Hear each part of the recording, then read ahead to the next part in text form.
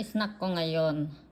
Chia seed, Quaker oats, milk, and grape yogurt, and blueberry, tsaka kape. Katatapos ko lang mag-gym, so mag-i-snack tayo. Ito yung snack natin ngayon. So, ayan. Yan ang snack natin.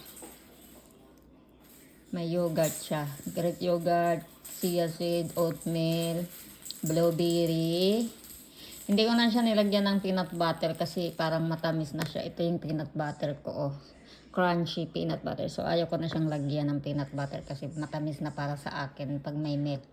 So, ayaw ko masyadong matamis. So, okay na to. Tapos, kopi. Ayan, magkape ulit tayo. Pampalakas, pantanggal antok. Diba? Tara, snack tayo habang nanonood tayo. Katatapos ko lang mag-gym, kauwi ko lang. So, nagutom ako kasi hindi naman mabigat yung lunch ko ngayon eh. So, tara. Tara, enjoy sa food.